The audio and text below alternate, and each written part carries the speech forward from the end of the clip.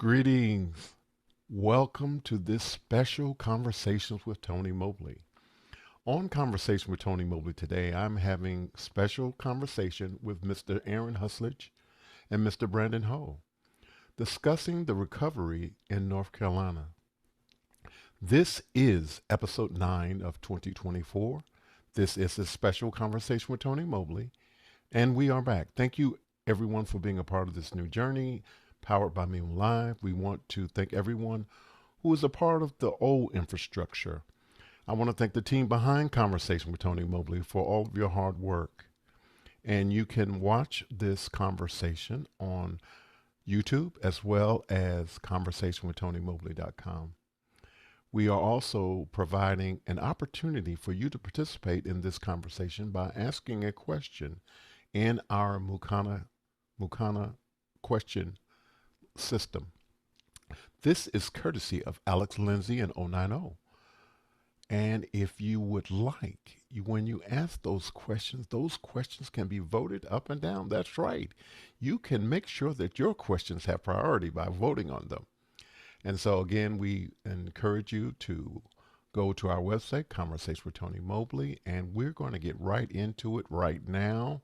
And so the very first question is, who are Aaron Huslage and Brandon Ho? And thank you, gentlemen, for being here with me today. And we're excited about you being able to share what you're doing in Western North Carolina. Go ahead, Aaron. Okay. So I'm Aaron. I've been here many times before, I think. At least a couple. I don't remember. I'm the CEO of a company called Celestic, based here in Durham, North Carolina. And we normally provide mobile phone service all around the world to nonprofits and media companies. Yeah, that's what we do. I'm gonna let Brandon say who he is before we move on to the story. I'm Brandon Ho. I've known Aaron for a number of years. I originally got to know him because he supported a Kickstarter campaign that I ran several years ago, and I met him in a coffee shop to hand him his reward, and we've been friends since then. I think that was back in 2016. Yeah. So for the last 8 years, we've Wow. yeah, it's but I've been in Durham for a little over 20 years. North Carolina is my home. It's very near and dear to my heart. Certainly, if like many North Carolinians, Western North Carolina is a magical place that we have enjoyed many times. In Asheville, in Boone, Brevard, Pisgah National Forest, the Blue Ridge Parkway. I mean, those are all places that hold special meaning to most North Carolinians, and in particular, definitely for me. So when I saw the level of destruction that had occurred there due to the extreme flooding in the wake of Hurricane Helene, I reached out to Aaron, and knowing that he has the capability to do something about restoring connectivity, and I asked him, "Are you doing anything?" And he said, "I'm considering it."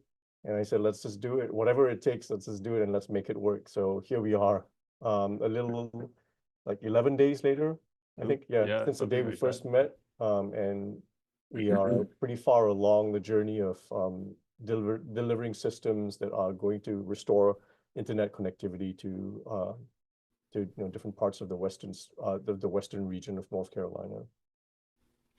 That's fantastic. Thank you again, gentlemen, for being here with me. And so we're going to really get into the matter. I have a few questions, but um, we're going to get into those questions, but we're also hoping that the community will engage and ask you questions, gentlemen, and that their questions are our priority. But before we get to some of those questions, let's talk about. Um, so, what are you doing in the recovery? Yeah, so again, Brandon popped the big question, what are you doing? Uh, and I thought about what we could do. And one of the big problems after Hurricane Helene was lack of communication infrastructure. so much was damaged in that storm in all of Western North Carolina, and some in Georgia and Tennessee, although to some degree lesser. Um, cell phone towers were washed down the river. Um, Broadband access was totally gone in outside of the big cities, and even inside of Asheville and Boone, which are the two biggest cities in the mountains. Uh, there were lots of people without connections. There still are.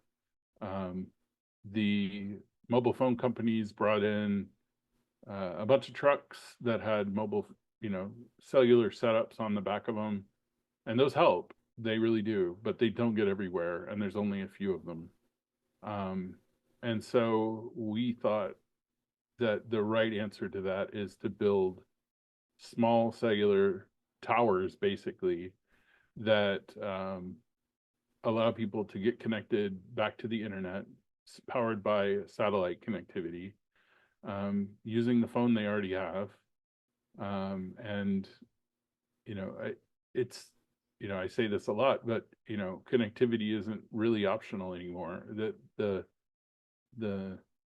We need it to survive in a lot of ways. We need to be able to ask for things that we need. We need to be able to file our FEMA paperwork. We need to be able to talk to our moms and dads and families across the world. And the only way to do that is, at this point, through internet connectivity.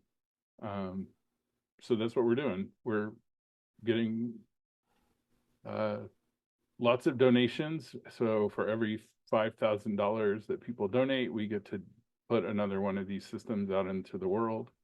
And you can go to connectcarolina.org. I'm going to do a shameless plug because that's Absolutely, please. important. As you can do as many plugs as you like. Thank you. Thanks, Tony.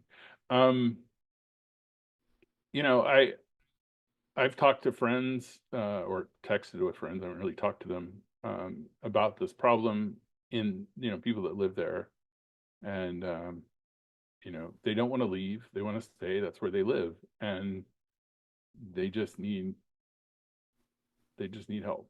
And so we're going to help the way that we know how and the way that we can. And there are tons of other helpers that are helping in the way they can. So this is not a either or situation. This is a broad coalition of organizations that needs to help. Yeah, and I just want to add that I think the typical response when a disaster like this occurs, and I can say this for a fact because I was involved in the Hurricane Florence relief effort several years ago, in 2018, if I remember correctly.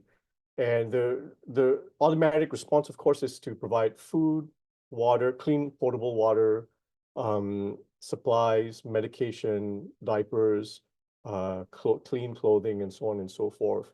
And that is a necessary response. But I think that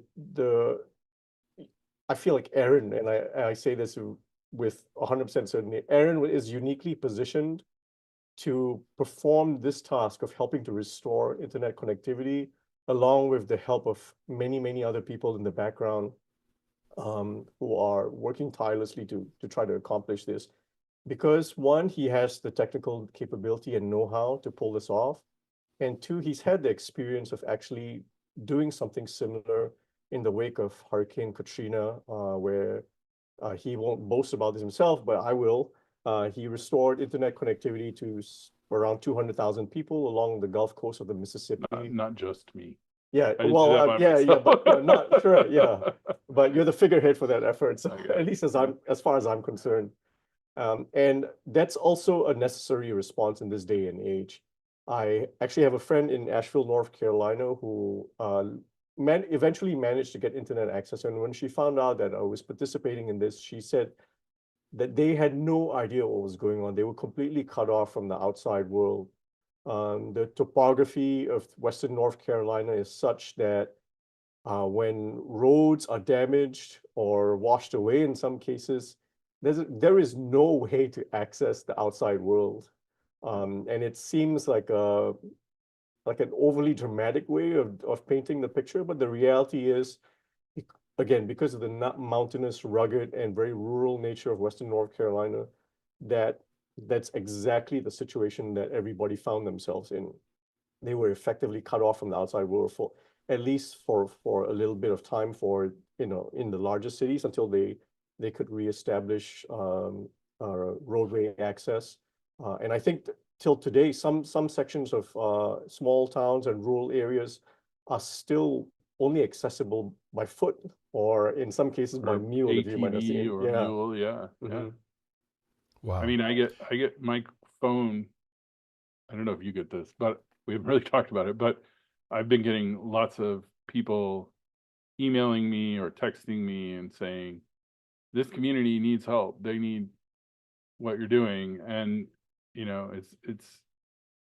um, The need it's, is real. it's Yeah. really, And yeah, it's it's, contemporary. It's a contemporary need. It's not like something we decided to do, 10 or 11 days ago, and the need has passed. It has persisted and will probably remain in a lot of areas for quite a while. yeah. Wow. Um, so it doesn't matter what cellular service they had in the past. Your system works with all phones. It works with all phones that can use an eSIM. So an Okay. eSIM is a SIM card that, normally your phone just has a little card you put in it. Um, unless you have a newer iPhone, they all have a little card slot. That, it usually comes with your phone. But eSIM is a newer technology that you can just download. So you scan a QR code and it downloads your connectivity information to your phone, and it connects to the network. So it makes it really easy to get connected with whatever phone you have, as long as it has the eSIM Sports and movement, capability. yeah. Yeah. Um, yeah. Thank you. Thank you, gentlemen. We have a question from Kimberly I. I hope I'm pronouncing that correctly. How many volunteers do you have, and how to get them, find them? How do you find them? I posted, so we met for the first time to talk about this in person, not this past Sunday, but the Sunday before that. The date escapes me, I'm afraid. I think it Sorry. was like the 29th or 30th or Yeah, something yeah. like that. Yeah. But that was on a Sunday afternoon, and we met at a coffee shop. And the next day, I just posted something on LinkedIn, and I think Aaron did as well. Yeah. And people reposted it. People reached out, and Aaron set up what's called a Discord server. It's kind of like Slack, but um, pseudo, like sort of like Slack, but It's Slack for the kiddies. yeah, yeah, for techies, Slack for techies. But before we knew it, we had, within the first couple of days, we had a number of people on board. I built the original website, which quickly was supplanted by a much, much better looking and more elaborate website. Someone out in Seattle actually led that effort with the Yeah. help of a couple of Steve other Nguyen. people. Yeah. And it's taken on a life of its own. We are just here I'm here to just support the effort in any way possible, to help plug in gaps, to provide energy when the energy starts flagging. But it's been an incredible experience to see people from literally from all over the country, and actually, even across the divide in Europe, we have a partner that is working with us on the technology, and they're based in Finland. So it's just, Yeah. humanity, um, displaying its finest qualities. Yeah. It's funny. So we had 50 people on our Discord server right now, in however many days that is. So we have 50 volunteers. We've raised $15,000 on connectcarolina.org. We, and the team is Go ahead. Go ahead phenomenal. and go ahead and say that again, Aaron, please. Connectcarolina.org. And it's amazing. Like I was talking to our COO, also named Kim, that may be the same Kim, I'm not sure, the other day, and we we were talking about something else, but I had Discord up on my computer, and I was just watching them have a conversation, all the people on that Discord server.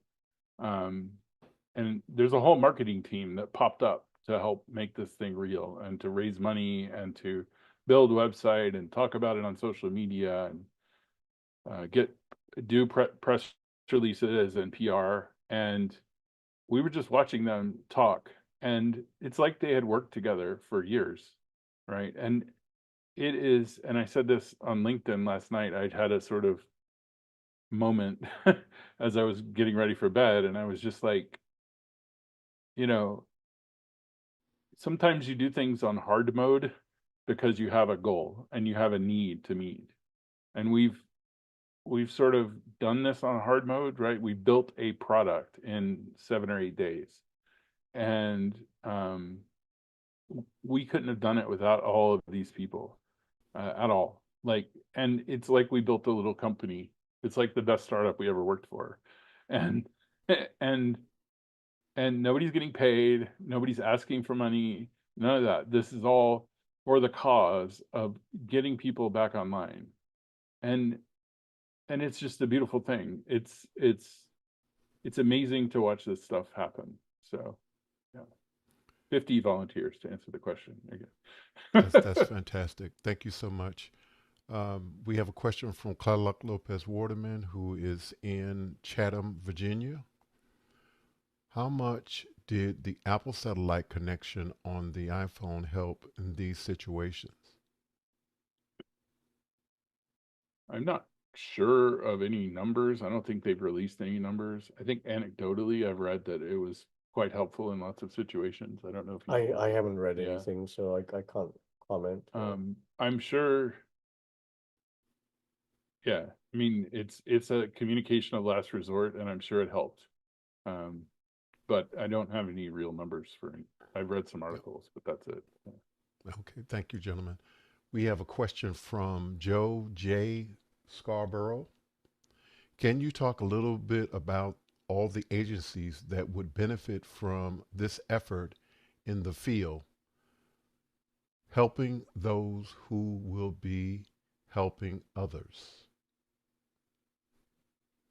So you want to start? I'll address some part of the question at least. When we set out to do this, Aaron and I, we wanted to focus on impact, and part of that was, and part of that manifested itself in our decision to partner with as many established and experienced nonprofit organizations as possible for a number of different reasons. One, we know that there is a need for us to understand the local landscape, which we do not understand. We've visited Western North Carolina lots of times as tourists, but I think every community, every location, every town, every city has its own energy. It has its own identity and character. And the local community, every one of them has a very unique personality, I think. And we want to be able to be effective, and having partners that understand how to communicate with the local communities that are out there was critical to us. So that was one choice we made. The second is that while we have the technical expertise, when I say we, I mean Aaron and his team of engineers who's been working on this, we have the expertise to build these systems. We don't have experience in actually getting out there and putting them in the field, setting them up, and deploying and providing technical support. So we teamed up with an organization called the ITDRC. It's the Information Technology Disaster Recovery Center, if I recall correctly. If memory serves me correctly, they're based in Texas. What's unusual is that someone from the organization saw my LinkedIn post. It's someone I happen to work with, but I've never met him in person. We both worked remotely for the same company for about 4 months. And he said, "Hey, Brandon, I used to volunteer for this organization, but I work for them full time now. I think what you're trying to do makes sense. Let's connect." So we talked to him and someone who's responsible for their partnerships the following day. So he reached out on Sunday, and then we chatted with them on Monday morning. and we are working with them to help to deploy some of these units. So I I I would say we were very purposeful in our approach, very mindful of the extent of our capabilities, and also very much focused on how should I put it, maximizing our impact by taking advantage of organizations that already were positioned to help us amplify our impact. Yeah. We're not, you know, Thank you, gentlemen. yeah. Yeah. I want you to share the information again, how volunteers can connect, and also any other resources that you need, because people are coming in and out, and I want to make sure that even after this particular conversation is over with, people who come in watch it later on will have access to your links. So please share all of the information that you need to share again, please, before we Sure, go sure. to the next question.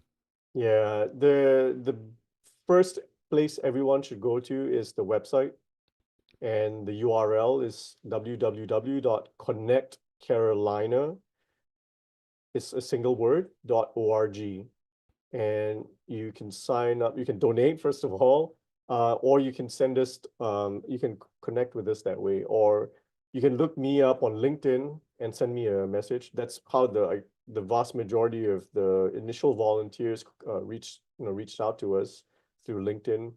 My name is Brandon, Brandon, and my last name's Ho, Hoe, just like the gardening tool. Um, Alternatively, you can look for me on LinkedIn, as my username is LinkedIn, or sorry, URL is LinkedIn LinkedIn.com/IN/marketing whiz, WIZ, or Z. Um, Aaron is Aaron Huslage. I should be in the show notes, I imagine. So Link in the description. yeah. Um, Yes, we're good. I'm going to ask the team to continue to share your website information as we continue in the conversation. Uh, and yes. And so the next question is from Clark Lopez Waterman, again from Chatham, Virginia. I work in Western Carolina every summer. The cell service is, well, spotty. I think that it is most very hard to get the cell to cover in the mountains. Is that true? yeah, there's a lot of mitigating circumstances, I guess, in the mountains, most of which is the mountains. Um, cell, Cellular signals are a line of sight. So if you can, for the most part, so if you can see the antenna, you can connect to it usually if it's your antenna. Um, the extreme, the large amount of vegetation and a bunch of other effects happen there too, and signals get bounced all over the place, and it becomes it's a challenging place to run radios of any kind, and cellular phones are radios. Um, and I don't think a lot of people think about it that way, but that's what they are. Um, and so, um, yeah, on the best day in the mountains, it's hard. And so you get off the beaten path anyways, and your connectivity goes way down. Um, yeah, that's the nature of the beast. And now it's even worse, right? Because of landslides, because of flooding that happened along places where you would want to put a cell tower, right? You want to put it up high on top of a mountain. Well, if the mountain slides out from under you, the cell tower is gone.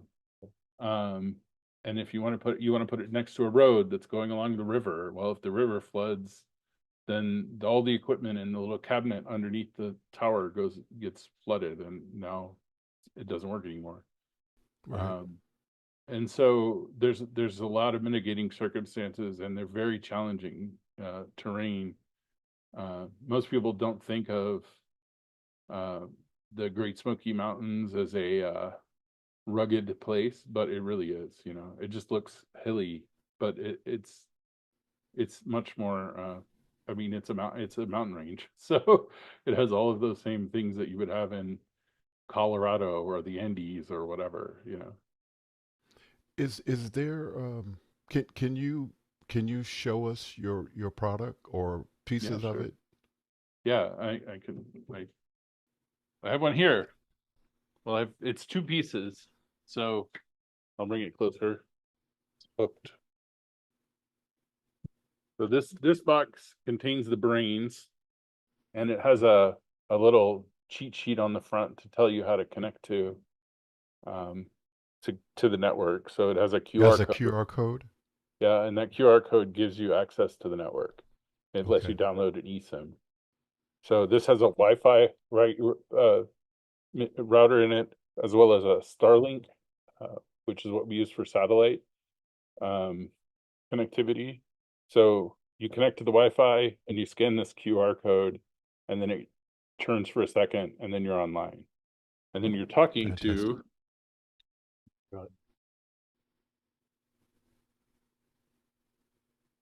this thing, which is a radio for mobile phones. It's a 5G radio, and this lets you. This is what your phone talks to get online. Um, and this is it's an amazing.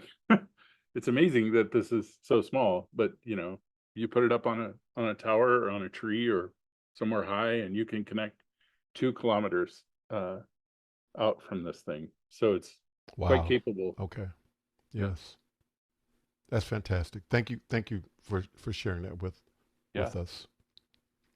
We have a comment from Beauty Bubble, and she says, "Truly a blessing, Aaron and Brandon. We will share on my socials. Love, Beauty Bubble." Thank you, Thank you, Judy. Beauty.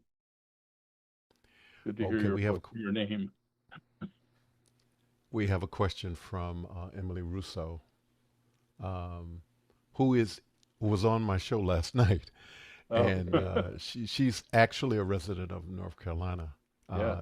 The the comment is showing Nashville, but she's a resident of North Carolina. We're able to get the 3D printed pieces you needed, and besides Okay. donations, are there other items you need? I think so much of what we need is pretty specialized that we kind of need to order it, which is why we're asking for donations so heavily at connectcarolina.org. But we get some 3D printed stuff. So this is for the Starlink dish, and you put it on a pole, and it works.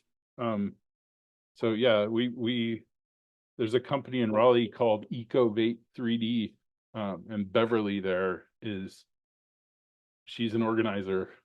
Boy, is she, and she's done an amazing thing and gotten her army Small of army of 3D 3D printers. printers to come and make things for us. Yeah. So it's Small army of people that is not not the her, not machines. well, both really, Yeah. I guess. Well, we Yeah, want to say thank you to Beverly. Thank you, yeah. Beverly. Thank you, Beverly, Absolutely. and thank Um, you, Emily, for the question. Thank you, Emily, for the question. Just adding on to what Aaron just said about donations and why we need them. The systems were designed with whenever you have make engineering choices, you once you choose your components and you have to spend a lot of time trying to figure out how to make that set of components work together well.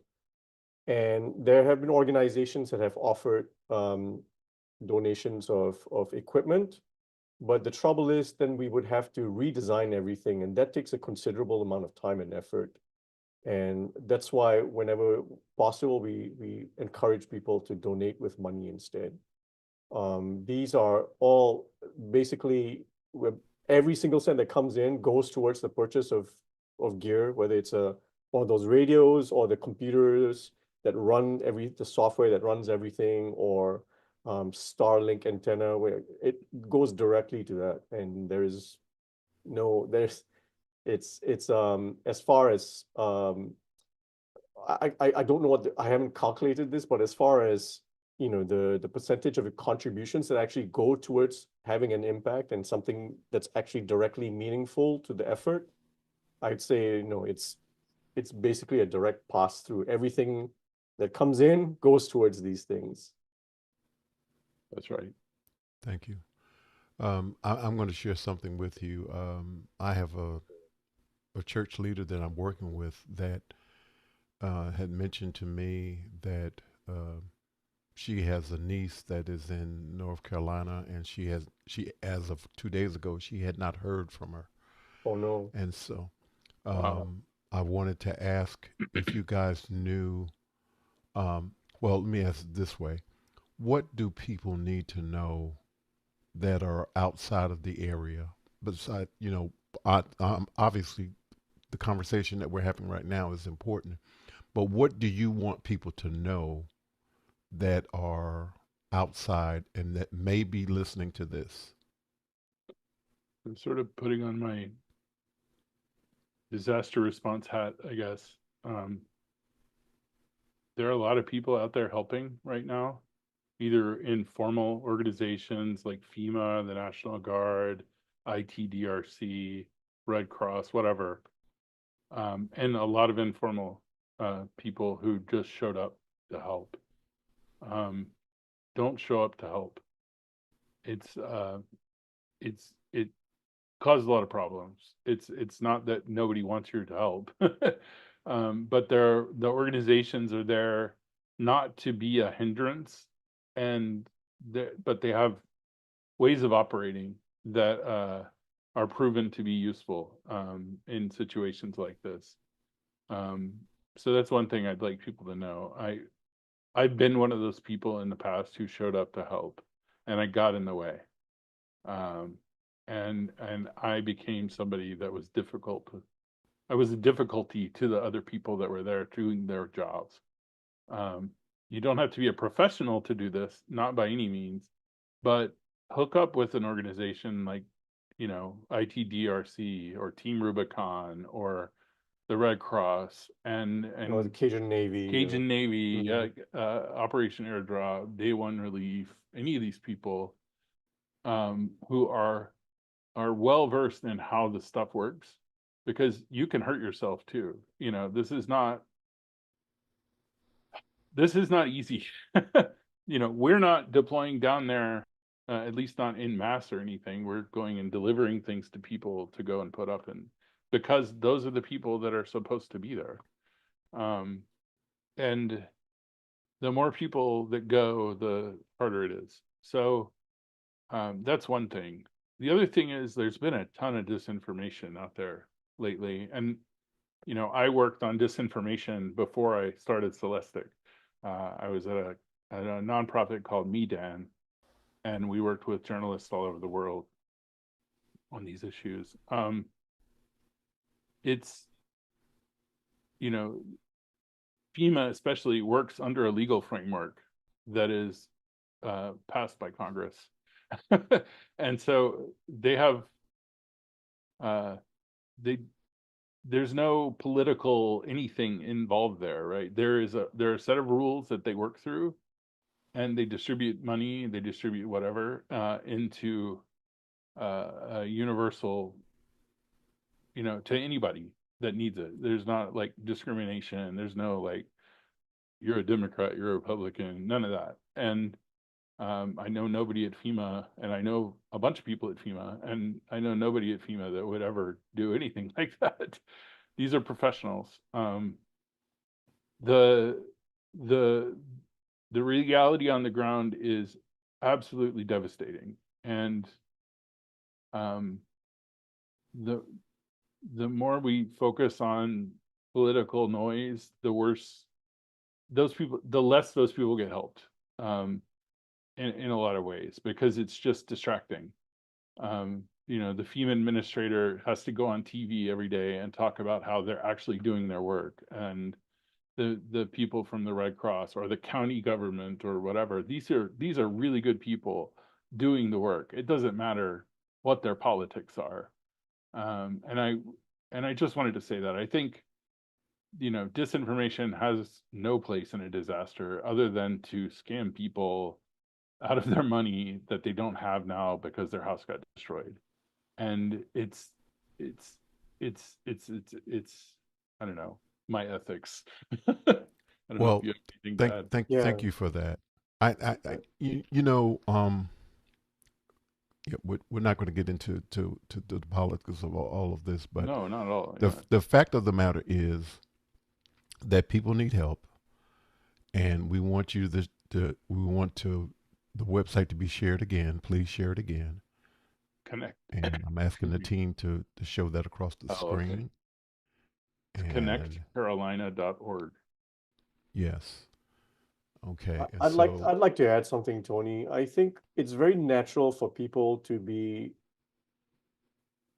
uh, overwhelmed by the sites that they see in terms of news coverage and in terms of what they might see on TV or something, or maybe in a video. But it feels very fleeting. Like, oh, something bad happened here. A bunch of people showed up to help. That's the end of it. The reality is the extent and the scale and magnitude of the devastation that's happened encompasses about a third of the entire state, one third of this state. North And Carolina is a big state yeah, too. and the I don't know the exact number of people who are affected, but the again the scale of the devastation is such that this is not something that's going to be overcome and recovered from in a matter of days or weeks or months. I will say very conservatively, it will be years for before some of these communities recover, if they recover at all. And what we're doing isn't just a transient thing. We consider this the beginning of hopefully what will be an effort that helps to restore connectivity in the short term, so that as and when the longer term fixes happen, that we can then recede into the background and help out with the next thing, because there will be a next. There's already been a There's next thing. yeah, yesterday. Um, and this, I'm no clairvoyant, but I suspect very strongly and believe that there will be an ongoing need for all sorts of help and recovery efforts all over the country. So yeah, I hope that people think about the long-term impact that this, this singular seemingly short event has precipitated. thank you, Brandon. Thank you, Aaron. We have another question from Clark Lopez Waterman. Have you had any interaction with government aid organizations from the state and federal government? Not yet. Maybe soon. We'll see. We're just now getting these out the door, and the proof is in the pudding, right? We want to get you know, these units ready to go. I mean, they'll be ready to go tomorrow, and we'll start getting them out to people that need them uh, as soon as we can. And uh, yeah, I I think that will end up, you know, hopefully we'll be able to help people through government organizations or nonprofits or community groups or any of these things. We're having a lot of discussions. ITDRC is probably the best conduit we have to the government right now, and they're very well connected to that, and are asking for these things. So I guess from that perspective, we're connected to the government. But Yeah, we Can you don't tell have us any. what that organization is, Aaron, that you Brandon said it just mentioned? earlier. It's called ITDRC, Information Technology Disaster Recovery Center. Recovery Center. Yeah. Okay. Um, and they're basically the nerd squad that goes out and helps get get connectivity out and give people phone chargers and you know Walmart parking lots and helps with all sorts of amazing things. And so we're really proud to be helping them on this. Absolutely. Can you share how much the units are costing you or are you still figuring that out? So I very much know how much they're costing me. I'm not going to tell you how much they cost me, but our benchmark is $5,000 per unit. Um, and we would like to get at least 50 units out there, so $250,000. We're at about I think $15,000 or so right now, which is amazing in a few days, effectively. Um, so yeah, that's what we're talking about. Okay, Kimberly's back and she says, are the donations tax deductible? Yes, they are very tax deductible. 100% tax deductible. That's fantastic. Yes. And please share the website again. I know you may be getting tired, but I want you to share the website again. I'll be happy to. I'm happy to share. It's connectcarolina.org. All one Thank you. word. Connect Carolina. Yep. It's Thank on you. the wall back there too. I just thought about Oh, that. I didn't think of yes. that. We have another question from Clark Lopez Waterman. And this question is, what is the biggest surprise you have encountered? Me, it's the amazing response from the community. Like the people here who have been helping, and the people everywhere who have been helping. I Yeah. mean, It's the same thing for me. It's a pleasant surprise. The level of devotion and dedication to the effort from people who have no association whatsoever with North Carolina or Western North Carolina. The person who immediately started, it's really funny. I posted something on LinkedIn, a contact of mine, I guess tagged someone that she knows, or or sent her the link, and this person then joined us and has led the build out of the website and uh, give the her a shout bulk of out, man. the communication, anything, the stuff efforts related to the communications. Her name is Ceeng. It's Ceeng. I'm trying to remember what her website's called. Is it Seattle? Seattle, yeah, Ceee Adel. yeah, I think it might be .com. I'm not yeah. I sure, can't but remember, but she's a great person yeah, and has just jumped in. I I'm personally very. It's hard for me to ask for help for myself. It's a lot less difficult for me to ask for help for things that I believe in, and especially when I believe that it will help enact some sort of positive change or have some sort of positive impact. Um, and the willingness of a lot of people to devote time that they can easily spend doing any number of other things. And these are people who have unique skill sets, lots of experience. Should they choose to use that time that they're devoting to this to make money instead by consulting or something, they could make a lot of money. But instead of that, they've chosen to dedicate and devote themselves to this effort, and that is just I don't know how to describe it. It's It's fantastic. amazing. Yeah. I'm so glad to hear this. This is amazing. Kimberly is back again, and she says, "I understand the focus right now is on North Carolina. Are there plans to expand to other states? Hurricane Milton is obviously a concern for many in Florida." I'm having a hard time uh, seeing past today, frankly. Yeah. We've worked tirelessly for the past 2 weeks, and um, it's not that I don't want to expand. We need to scale if we're going to expand. And we need to, you know, uh, we frankly need to have more donations in order to expand. I I would love to. I would love to help whoever needs help in forest fires or in other disasters. That would be great.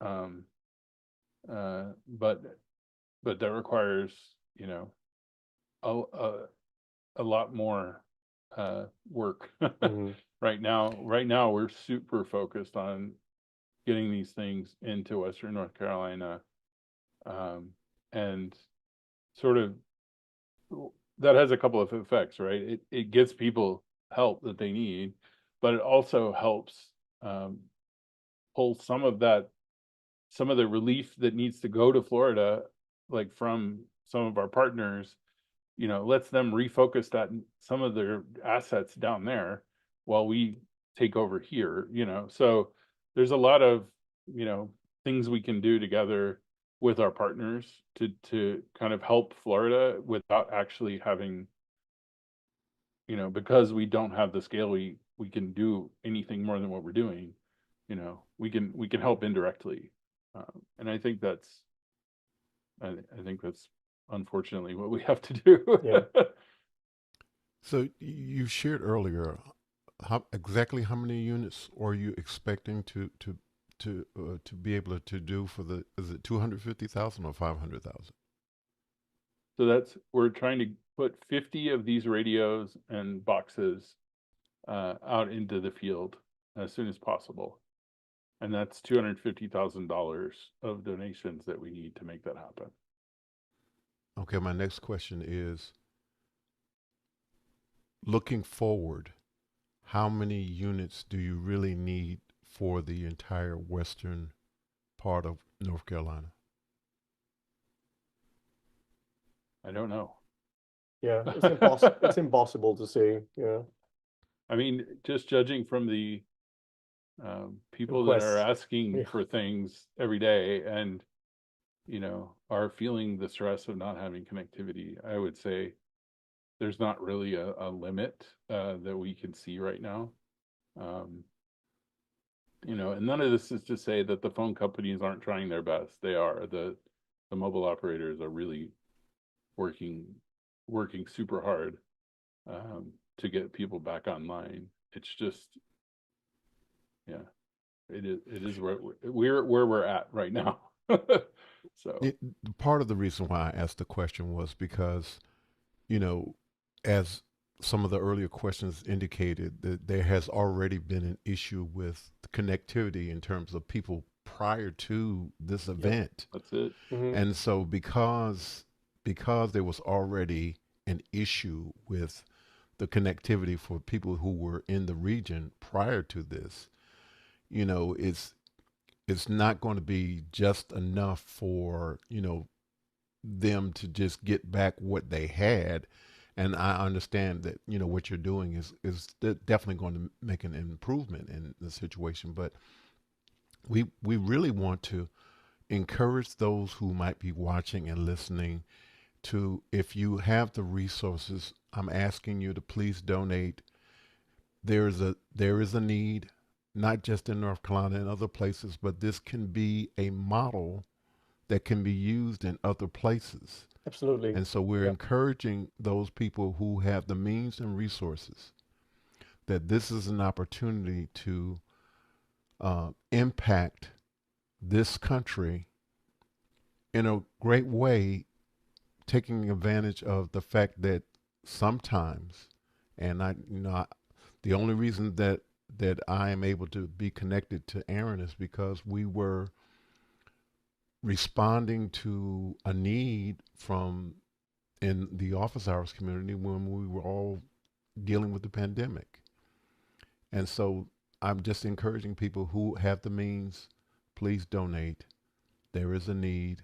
This will impact and help this community and other communities because they can replicate and see what's being done here.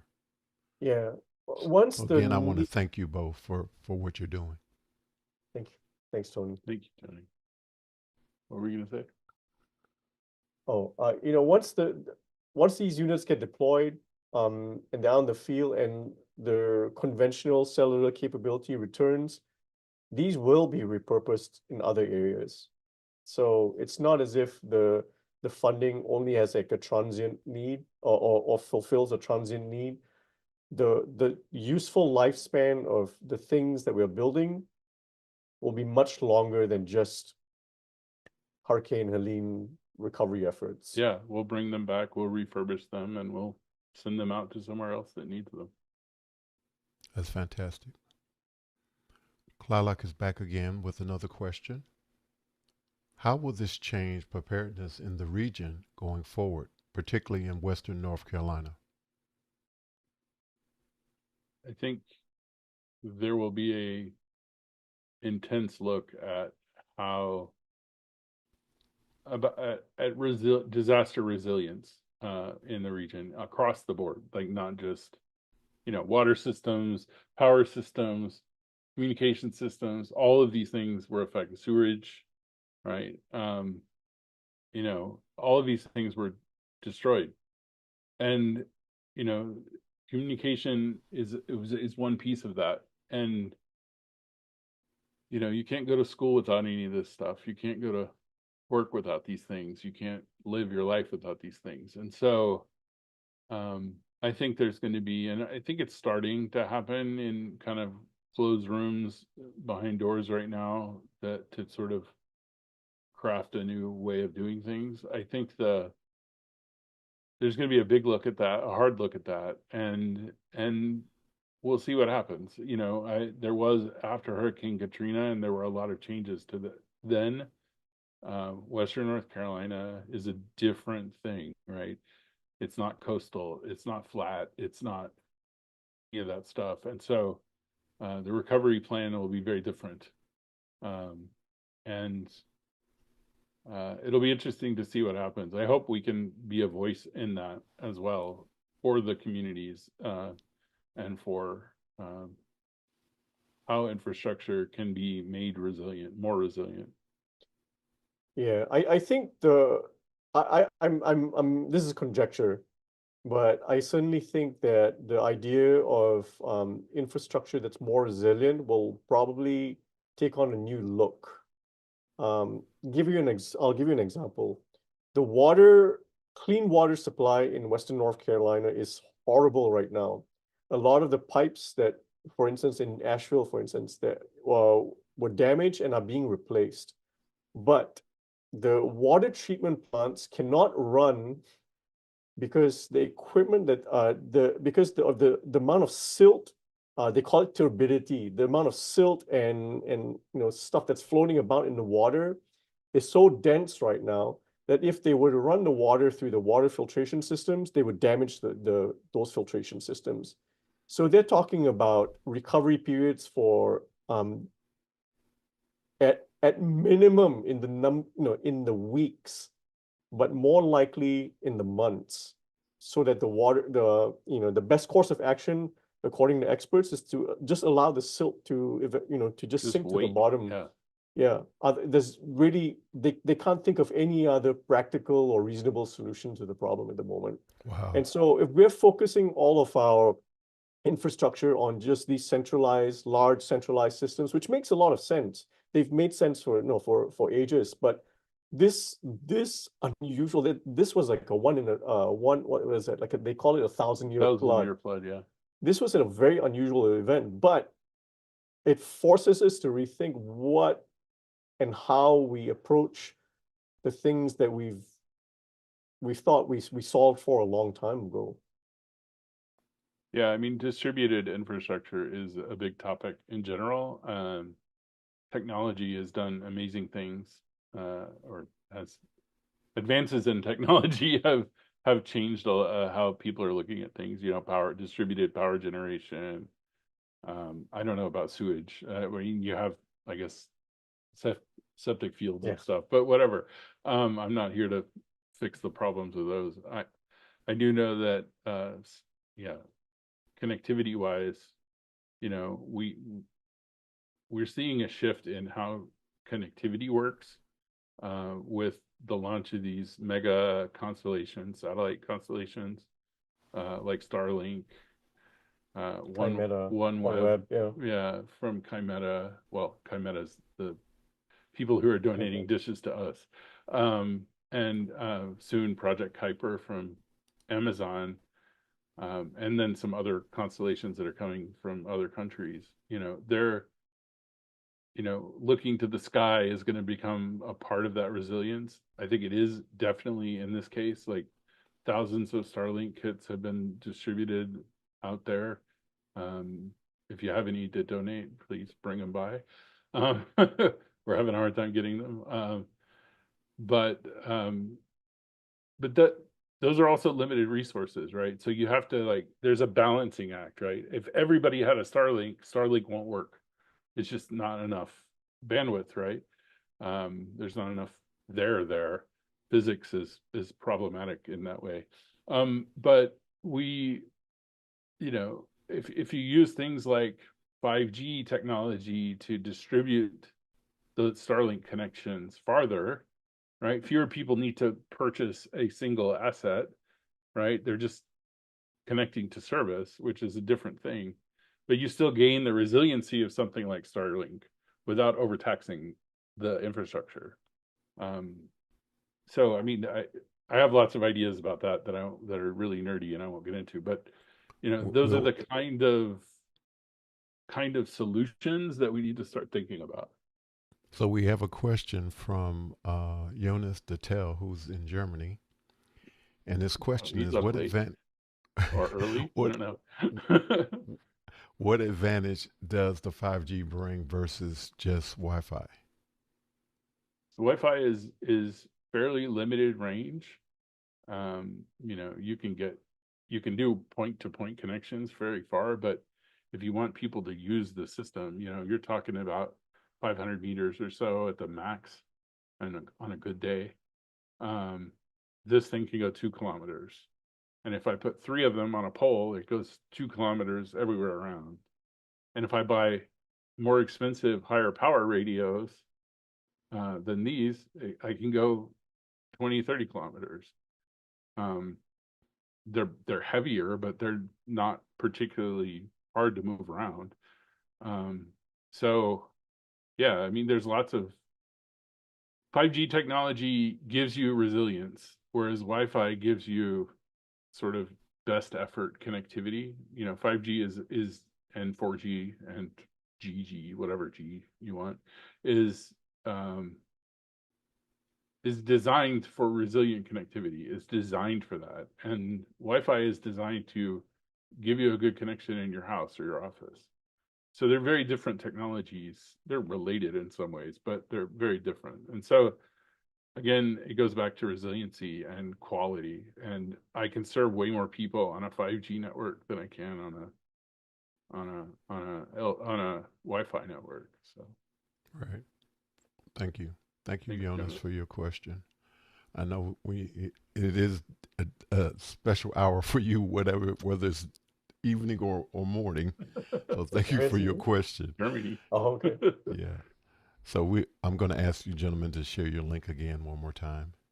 Go for it. Okay, you go to connectcarolina.org, and there's a button at the top that says donate. And please push that button and then put in a dollar amount in the little box. And that would be great. That'd be awesome. Okay. Um, well, gentlemen, I think we are out of time. So, any last words that you want to share with us before we conclude this conversation? I want to thank you for letting us speak our minds tonight. The need is extreme for everybody in Western North Carolina.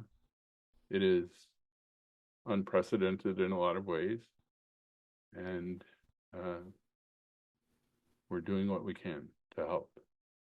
And I feel like the people that have dedicated themselves to this project um, are amazing, and I'm really proud of all of them and the amazing work they're doing.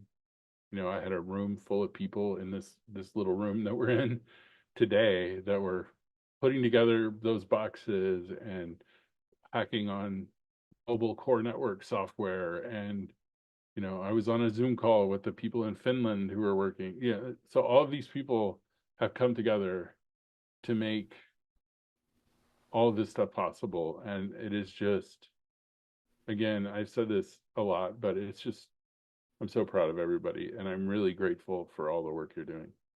And I'm really grateful to the community of office hours who are talking about this as well, and um, bringing forward the need. And yeah.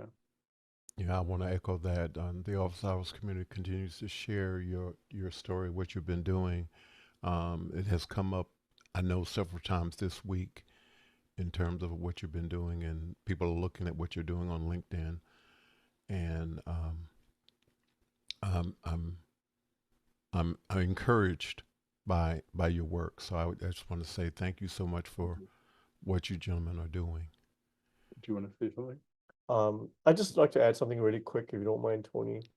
Go ahead. Having been to Asheville a number of times, I never would have dreamt that this was even remotely possible. What happened there, just 2 weeks ago? It just seemed it's this dystopian idea that just seemed fictional, but it's happened, and it could happen in many other places.